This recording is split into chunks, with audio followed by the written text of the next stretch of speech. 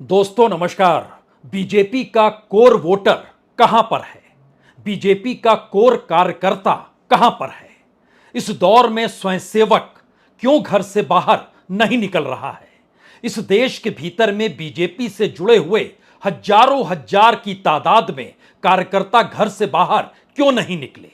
उनके जहन में कौन से सवाल हैं और वह इस दौर में किसे अपना नेता मान रहे हैं या आने वाले वक्त में वह किसे अपना नेता मानेंगे जिसके पीछे वह चलने को तैयार हो जाएंगे?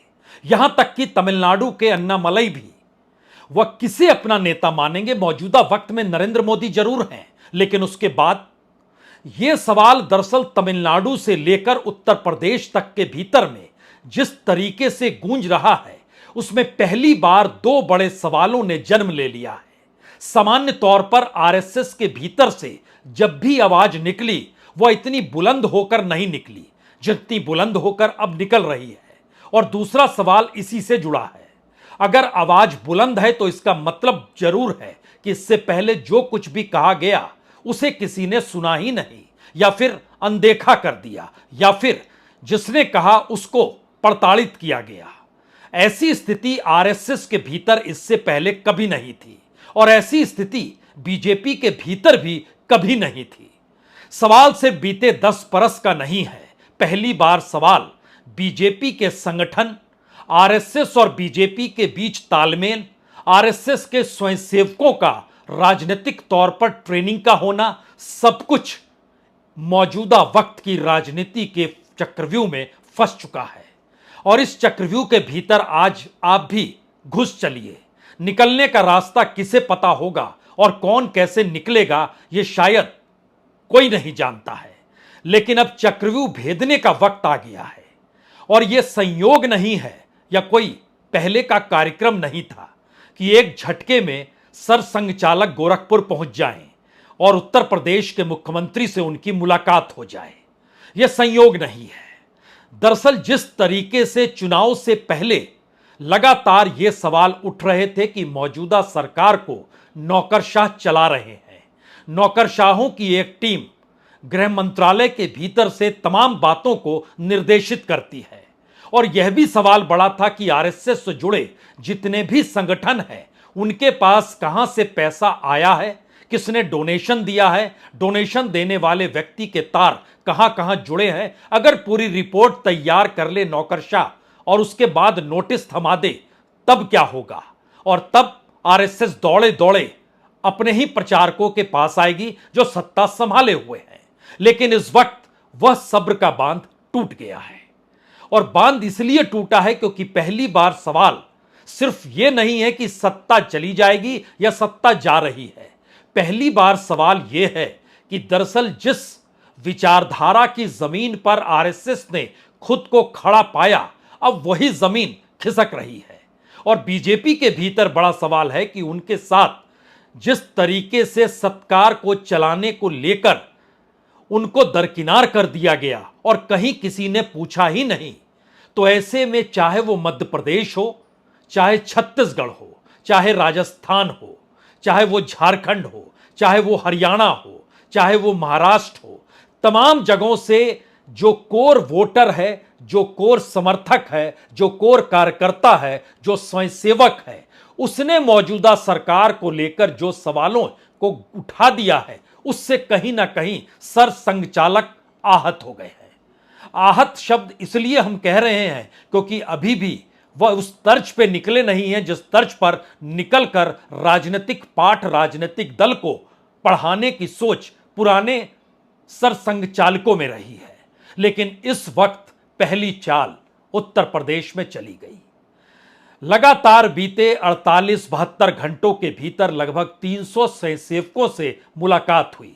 ये स्वयंसेवक वाराणसी के, गोरखपुर के, कानपुर के, अवध के इलाके के उन तमाम लोगों से बातचीत हुई जो हिंदूवादी मानसिकता के साथ राजनीतिक तौर पर सक्रिय इसलिए रहते थे क्योंकि उन्हें लगता रहा कि आरएसएस राजनीतिक लगाम अपने हाथ में रखती है और कोई सत्ता बिगड़ेगी नहीं, या फिर बिगड़कर वह किसी दूसरे रास्ते को नहीं पकड़ेगी। इस दौर में सारी बातें धरी की धरी रह गई और हर स्वयंसेवक, हर कार्यकर्ता और हर समाज सेवी ने खुले तौर पर कहा कि मौजूदा स्थिति इतनी नाजुक हो चली है कि दिल्ली और लखनऊ के बीच कोई तालमेल नहीं है। और आरएसएस ने अपने तौर पर जो बात, जो संवाद योगी आदित्यनाथ के साथ की, उसमें दो संदेश बहुत साफ तौर पर दिए। पहला संदेश तो यही रहा कि 2027 हर हाल में जीतना है, और 2027 का मतलब होगा आपके 10 बरस उत्तर प्रदेश में बतौर मुख्यमंत्री पूरे हो जाएंगे। इसी तरीके से नरेंद्र मोदी भी 2002, 2007 का चुनाव और उसके बाद 2012 का चुनाव बड़े बहुमत के साथ गुजरात में जीते थे। और उसी वक्त एक विकल्प दिल्ली के लिए जब खोजा जा रहा था तो नरेंद्र मोदी को सामने लाया गया, और यह सोचकर लाया गया कि वो 10 बरस मुख्यमंत्री रहे हैं, प्रधानमंत्री पद संभालेंगे, खुद प्रचारक भी रहे हैं, तो राजनीतिक तौर पर वह उस जमीन को समझेंगे जो सामाजिक और सांस्कृतिक तौर पर आरएसएस ने बरसों बरस से सींची है। लेकिन उन्होंने एक झटके में राजनीति का पाठ उसी सामाजिक सांस्कृतिक परिस्थितियों को पढ़ा दिया जिसमें आरएसएस गायब हो गई, और सिर्फ बीजेपी, उसकी गवर्नेंस, उसके तौर तरीके, और उसमें भी दो ही व्यक्ति जो प्रधानमंत्री मोदी और गृह मंत्री अमित शाह, उसी तर्ज पर समूची बीजेपी को हांका जाने लगा। तो पहला पाठ जो योगी आदित्यनाथ को दिया गया उसमें यही है, 2027 हर हाल में जीतना है। और उसके बाद आपका रास्ता इसीलिए दिल्ली की तरफ जाता है क्योंकि इसके अलावे इस देश के भीतर में जो भी मुख्यमंत्री थे, जिनके पास जो अनुभव था और जो इस रास्ते पर चलकर आगे बीजेपी को ले जा सकते थे, सभी को दिल्ली ने ठिकाने लगा दिया। वो चाहे वसुंधरा राजे सिंधिया हो, चाहे शिवराज सिंह चौहान हो, दिल्ली में बैठे हुए चाहे राजनाथ सिंह हो, चाहे नितिन गडकरी हो, एक पूरी की पूरी कद्दावर टीम को दरकिनार कर दिया गया। सवाल यह है कि जो गवर्नेंस में है उसको सीएम से पीएम तक लाने की परिस्थिति में कोई बहुत मुश्किल होगी नहीं, लेकिन उससे पहले आपको हर हाल में एक बड़े अंतर के साथ उत्तर प्रदेश को जीतना होगा। और उससे भी बड़ी बात यह है कि जो कोर वोटर अभी तक नरेंद्र मोदी के पीछे खड़ा था, उसने खुले तौर पर सरसंघचालक से कहा कि हमारे से कोई संवाद, बीजेपी जो दिल्ली में बैठी है उसके साथ कोई संवाद नहीं है। वहां से भेजे गए संगठन महामंत्री हो या फिर कोई भी व्यक्ति जो वहां से आता है, वही उत्तर प्रदेश को अपने हिसाब से हांकने लग जाता है। यानी एक बड़ा शिफ्ट जो आरएसएस के साथ खड़ा हुआ कैडर है बीजेपी का, आरएसएस के स्वयंसेवकों की टीम है, उसमें एक बड़ा शिफ्ट आ रहा है। और एक सक्सेशन प्लान जिसका जिक्र अभी खुले तौर पर निकल कर आया नहीं है, लेकिन उस प्लान की दिशा में संघ बढ़ने को तैयार है, यह मैसेज उत्तर प्रदेश में दे दिया गया है। इसके बाद क्या होगा, यह सवाल इसलिए बड़ा है क्योंकि मौजूदा वक्त में आप अपने तौर पर दिल्ली को डिगाएंगे नहीं, और दिल्ली उत्तर प्रदेश को नहीं डिगाएगी, इसकी गारंटी कौन लेगा, यह सवाल योगी आदित्यनाथ का है। और योगी आदित्यनाथ खुले तौर पर चाहते हैं कि उनके साथ जो दो डिप्टी लगा दिए गए हैं उनको हटाना चाहिए। उनकी कोई जरूरत नहीं है, कोई महत्ता नहीं है। वो चाहे एक वक्त दिनेश सिंह हो, चाहे केशव प्रसाद मौर्य हो, और चाहे इस वक्त में ब्रजेश पाठक हो। डिप्टी की जरूरत क्यों है जब आप मानकर चलने लगे हैं कि एक व्यक्ति के आश्रय समूचे संगठन को मथा जा सकता है, और संगठन को मथते वक्त संगठन की महत्ता को वह व्यक्ति अगर देने लगे पूरा महत्व, तो फिर जीत से कोई पीछे पांव खींच नहीं सकता है और जीत मिलेगी।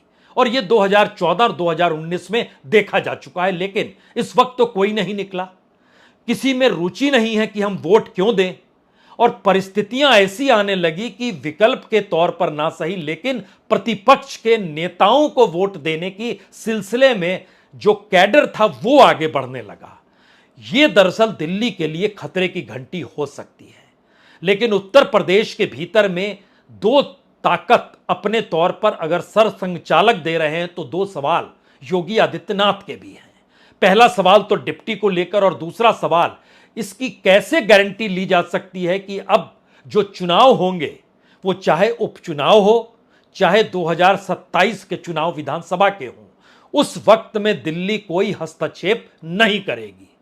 यानी सारे के सारे उम्मीदवारों का चयन राज्य के मुख्यमंत्री को करना चाहिए, उनके द्वारा निर्धारित टीम को करना चाहिए। आरएसएस यानी सर संघचालक का हाथ योगी आदित्यनाथ के साथ है। और इसके लिए एक पन्ना पुराना पलट लीजिए। जब मनोज सिन्हा को राज्य का मुख्यमंत्री दिल्ली बनाने पर बेताब थी, उस समय केरल में आरएसएस की बैठक चल रही थी और उस वक्त दिल्ली से जब मुरली मनोहर जोशी ने फोन किया और कहा कि मनोज सिन्हा को मुख्यमंत्री बनाया जा रहा है, तो आरएसएस का जवाब था, आप हमें पूछ रहे हैं या फिर हमसे राय ले रहे हैं। उन्होंने कहा कि बता रहे हैं। तब उन्होंने कहा बता रहे हैं, यह बात आपको कही गई है। और दिल्ली के भीतर उस वक्त में अमित शाह ने मुलाकात की थी मुरली मनोहर जोशी से और उनसे कहा था, आप संवाद बनाइए और कह दीजिए कि दरअसल मुख्यमंत्री मनोज सिन्हा होंगे। और मनोज सिन्हा 24 घंटे पहले पूजा पाठ के लिए निकल भी गए। एक अपने कार्यकर्ता के घर पर भी गए जहां पर कुछ दुखद समाचार था, उनसे मुलाकात की। लेकिन सुबह होते होते राजनीति पलट गई, क्योंकि आरएसएस ने खुले तौर पर कह दिया मुख्यमंत्री योगी आदित्यनाथ होंगे।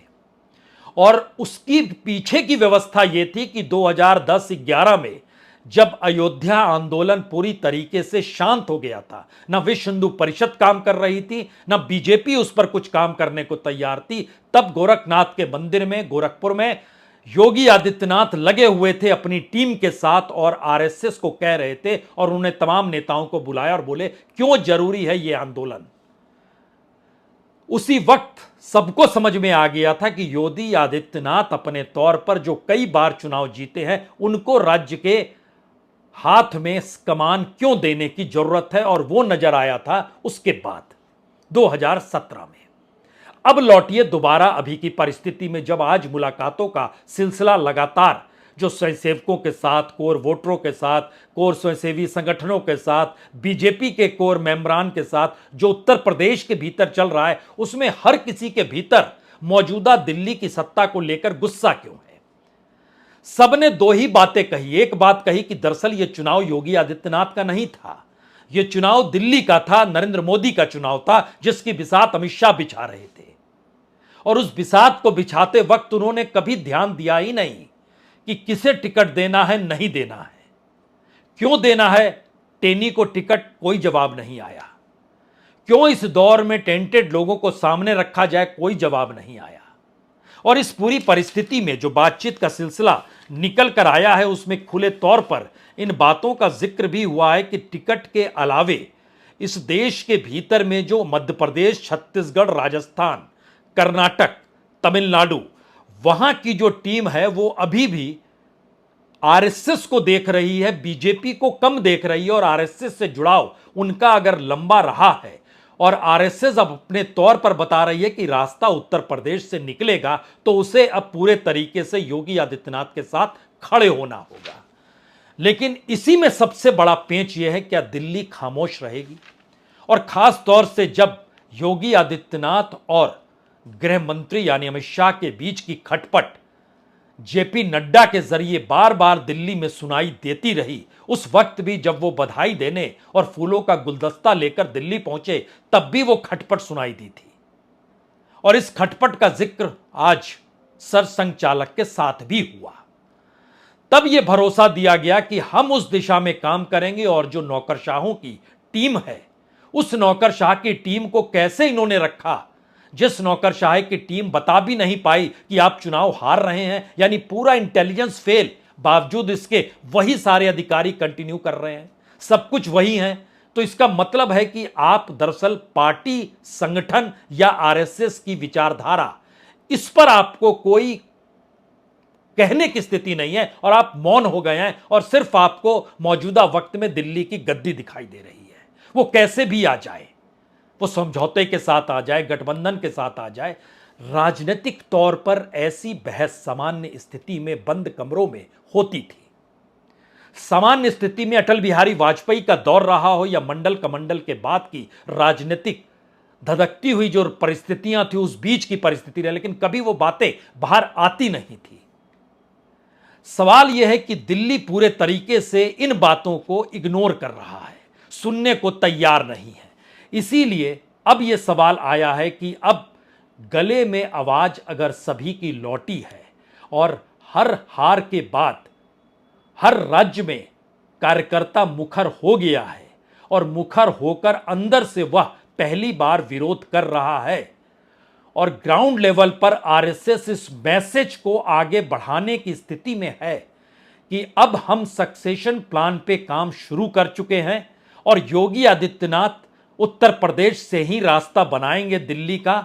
और ये बिल्कुल नहीं चाहते हैं कि दरअसल जो बीते 10 बरस में जो भी कामकाज नरेंद्र मोदी ने किया उस कामकाज के आधार पर उनके साथ जो वोट बैंक जुड़ा है, इस देश के लोग जो जुड़े हैं, वह इस दौर में बिखर ना जाए, भटक ना जाए। यहां तक कि बिखरने और भटकने की स्थिति जब बीजेपी और आरएसएस के स्वयंसेवकों तक में आ गई तो वह तो तुरंत बिखर जाएंगे।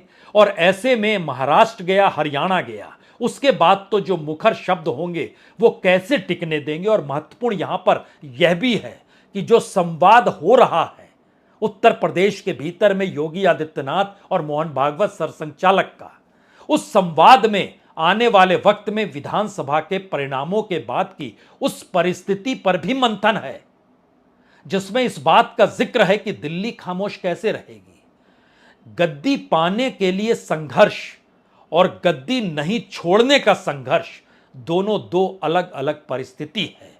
गद्दी पाने के संघर्ष में समूचा संगठन, समूची पार्टी, हर धारा विचारधारा साथ लेकर चली जाती है।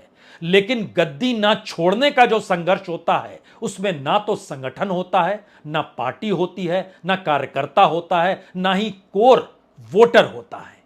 और यह स्थिति पहली बार निकल कर आ रही है। इसीलिए जरूरी है एक ऐसे प्लान पर काम करना जिसमें देश के अलग अलग प्रांतों के भीतर जो भी आरएसएस के मुखिया के तौर पर मौजूद हैं, वो चाहे प्रांत प्रचारक के तौर पर हो या निचले स्तर पर क्यों ना हो, एक तालमेल की परिस्थिति बनाकर अब सबको समेटने की जरूरत है। और उस समेटने के लिए जो पूरा कार्यक्रम है उसको लिखित तौर पर अब सामने रखने की जरूरत है, जो कि 31 जुलाई को केरल के पक्कड़ में जहां समन्वय बैठक होगी, जिसमें बुलाया जाएगा सबको और उसमें निमंत्रण इस बार प्रधानमंत्री को भी दिया जाएगा।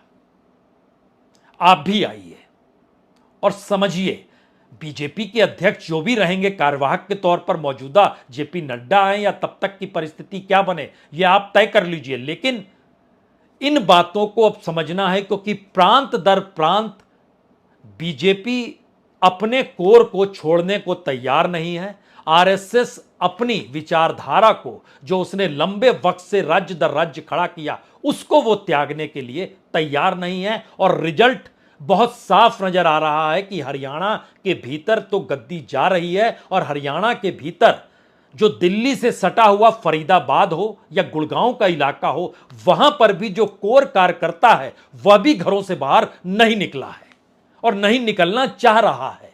यह कैसी राजनीति है जिसमें यह तय हो चला है कि वह वोट दूसरी तरफ यानी कांग्रेस यानी हुड्डा तक को देने को तैयार हो जाए विधानसभा चुनाव में। ऐसी स्थिति भी आ सकती है। यह मैसेज अंदर से हिला रहा है आरएसएस को और अंदर से डगमगा रहे हैं योगी आदित्यनाथ, क्योंकि वह भी यह मानकर चल रहे हैं कि अब घमासान की शुरुआत होगी। और यह कोई नहीं चाहेगा कि हम गद्दी छोड़ दें, क्योंकि दिल्ली में बैठे हुए लोगों को भी लगता है अच्छा हम भी बन सकते हैं। लेकिन इस बात को वो भूलते चले जा रहे हैं कि वह उनको बना बनाया घर जो मिल रहा है वो किराए का घर होगा, अपने तौर पर वो क्रिएट नहीं कर पाएंगे। और शायद इसीलिए जो पूरी पुरानी टीम थी उस पूरी पुरानी टीम को कंटिन्यू रखा गया है, इसी आधार पे कि कोई इस दौर में झटका ना दे और वो पाला ना बदले। और ये पाला बदलने या ना बदलने की परिस्थिति में तीसरी बात जो निकल कर आ रही है वो कहीं ज्यादा चौंकाने वाली है। क्योंकि एक झटके में जिस तरीके से मुख्यमंत्री चुना गया, वो राजस्थान हो, वो मध्य प्रदेश हो, वो छत्तीसगढ़ हो, या एक वक्त जब कर्नाटक में बोमई को लेकर आए थे, या एक वक्त जब गुजरात में सीआर पाटिल के जरिए जो पूरी राजनीतिक कवायद की गई थी, आरएसएस का योगदान कहीं नहीं था। और आरएसएस इस बात को लेकर खामोश रह गई कि दरअसल सत्ता तो है, और जब यह डर दिखाया जाता है कि सत्ता छिन जाएगी तो सत्ता छीनने कौन देगा। लेकिन अब तो उल्टा डर है कि सत्ता पर बने रहने की जो कवायद है उसमें पार्टी ही मैटर नहीं कर रही है, आरएसएस ही मैटर नहीं कर रहा है। तो संकट के इस दौर में यह भी स्थिति है कि राज्य दर राज्य ना सिर्फ गंवाना बल्कि राज्य दर राज्य जो संभाले हुए बीजेपी के लोग हैं, जो पुराने स्वयंसेवक हैं, वो इन मुख्यमंत्रियों को भी समझाएं कि आप मुख्यमंत्री जरूर बन गए हैं लेकिन राजनीतिक तौर पर इतने ताकतवर नहीं हुए हैं जहां पर आप फैसला यह सोच कर ले कि दिल्ली की गद्दी पर जो होगा उसी के हक में जो मन चाहे सो कहते चले जाएंगे, और यह सोचेंगे नहीं कि आप खुद कहां से निकले हैं और आपकी अपनी राजनीतिक जमीन, आपकी अपनी कॉन्स्टिट्यूएंसी के भीतर किसके आसरे टिकी हुई है। जब तक दिल्ली मजबूत था तब तक तो यह खेल हो सकता था, लेकिन जब दिल्ली कमजोर है और आप ये सोच रहे हैं कि आपको दिल्ली ने बनाया है तो फिर पार्टी दफन नहीं होने दी जाएगी। लेकिन इसके साथ एक दूसरा सवाल है, इस दौर में जो वोटिंग पैटर्न उत्तर प्रदेश के भीतर नजर आ रहा है और दिल्ली और लखनऊ के बीच का घमासान जो है, वह विपक्ष के तौर पर खड़े अखिलेश यादव को क्या मुख्यमंत्री की कुर्सी तक पहुंचा देगा अगर यह संघर्ष तीखा हो गया। संयोग ऐसा है कि बात इसको लेकर भी हुई, क्योंकि किसी ने नहीं सोचा था कि मायावती दृश्य से बाहर है। अखिलेश यादव लगातार खुले तौर पर मुलायम सिंह की तर्ज पर राजनीति करने से बचते हैं, बावजूद इसके जनता खड़ी हो गई और जनता ने अपने तौर पर अखिलेश यादव को सीटें दिला दी। यह कल्पना के परे है कि अगर यह परिस्थिति विधानसभा चुनाव तक कंटिन्यू कर गई तो उसमें कोई बहुत प्रयास अखिलेश यादव को करना नहीं होगा, जनता ही सारे काम कर देगी। इसीलिए सवाल है कि क्या एक ऐसी परिस्थिति आपस के संघर्ष, खींचतान, सत्ता में बने रहने की सोच और दिल्ली से हर प्रांत को चलाने की जो पूरी कवायद हुई है, उसी के इर्द गिर्द ही एक ऐसा बवंडर बीजेपी के भीतर खड़ा हो गया है जो पहली बार खुली आंखों से आरएसएस देख रहा है और वो समझ नहीं पा रहा है अब क्या करें। और अब क्या करें की परिस्थिति में उसने माना कि उत्तर प्रदेश की 80 सीटें बड़ी मायने रखती है। यहां पर 30 सीटें क्या गवाई, बीजेपी बहुमत के नीचे आ गई। कल को यहां पर 30-40 सीट ज्यादा क्या पालेंगे, एक झटके में दिल्ली के भीतर कोई दूसरा चुनौती देने को तैयार नहीं होगा। इसीलिए योगी आदित्यनाथ की पीठ पर आरएसएस ने हाथ रखा है।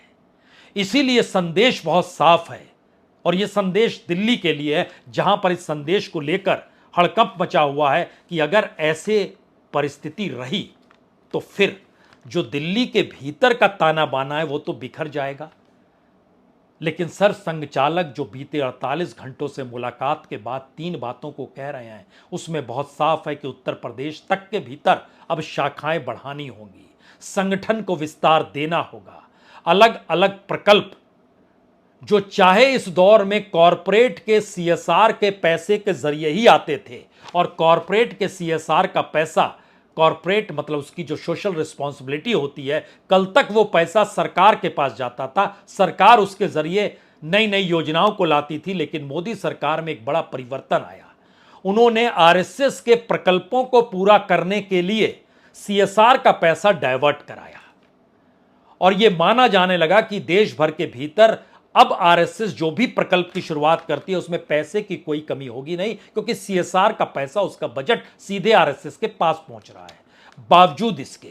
बावजूद इसके अगर विदर्भ जैसी जगह और नागपुर जैसी जगह पर वोट अगर बीजेपी को नहीं पड़ रहे हैं तो सवाल है इन प्रकल्पों का क्या होगा और सीएसआर की मनी का क्या लेना देना है। यहां तो पूरी की पूरी नींव हिल गई है, उस नींव को दोबारा पटरी पर कैसे लाया जाए, अब सवाल इसी का हो चला है। और इसीलिए जो आक्रोश हर बात को लेकर है, हर क्षेत्र को लेकर है, नृपेंद्र मिश्रा गोली भी चलवाते हैं मुलायम सिंह के दौर में और वह राम मंदिर ट्रस्ट में भी आ जाते हैं। यह कौन सी परिस्थिति है, यह भी सवाल है। इस दौर में यह भी सवाल है कि पूरी की पूरी आरएसएस एक झटके में राम मंदिर प्राण प्रतिष्ठा के दौर में मेहमान कैसे हो गई, जिनके दरवाजे पर पहुंचकर इनविटेशन दिया जा रहा था और कहा जा रहा था आप आइए। यह कैसी स्थिति आ गई। यह दरअसल उस नींव पर हमला पहली बार आरएसएस मान चुकी है अब, कि दरअसल अब अगर नहीं संभले, और सवाल पहली बार यह नहीं है कि सत्ता के खिलाफ हम खड़े हैं, विपक्ष से ज्यादा बड़ी भूमिका में हम खड़े हैं, यह अटल बिहारी वाजपेयी के समय चल जाता। इस दौर में तो आरएसएस के अपने अस्तित्व का सवाल है, और उसके जो देश भर में फैले हुए स्वयंसेवक हैं और जो राजनीतिक कार्यकर्ता बीजेपी के हैं, उनके भीतर के आक्रोश में वो ये मानकर चल रहे हैं कि छोड़िए इसको, आने वाले वक्त में एक नई लड़ाई लड़ लेंगे, लेकिन इस दौर को हम साथ लेकर चलने की स्थिति में नहीं है। लेकिन आखिरी सवाल और सबसे बड़ा सवाल, क्या वाकई लखनऊ शांति से काम कर पाएगा? क्या वाकई दिल्ली के नौकरशाह जो अभी तक परेशान करते थे उत्तर प्रदेश या योगी आदित्यनाथ को, उनके बीच कोई समझौता हो जाएगा? और क्या वाकई अगर ये स्थिति आती है टकराव और घमासान की, तो क्या आरएसएस सक्षम है कि वो कोई बहुत बड़े कदम उठा ले? जो पुराने धुरंधर हैं आरएसएस के, वो कहते हैं अभी आप जानते नहीं हैं आरएसएस को। अगर सरसंघचालक ने ठान लिया तो उसके बाद जो नजर आ रहे हैं दिल्ली में बैठे हुए बड़े बड़े आईएएस अधिकारी भी, जो मंत्रालयों में बैठे हुए हैं, उनको भी निपटा दिया जाएगा। कल्पना कीजिए कहां तक पहुंच और कहां तक सोच और कहां तक ताकत, और उस ताकत के आश्रय अपने होने का एहसास उस संगठन को है जिस संगठन के अस्तित्व पर संकट किसी दूसरे ने नहीं, दिल्ली की मौजूदा राजनीतिक सत्ता और उसके जरिए निकली व्यवस्था ने पैदा किया है। बहुत बहुत शुक्रिया, बहुत बहुत शुक्रिया।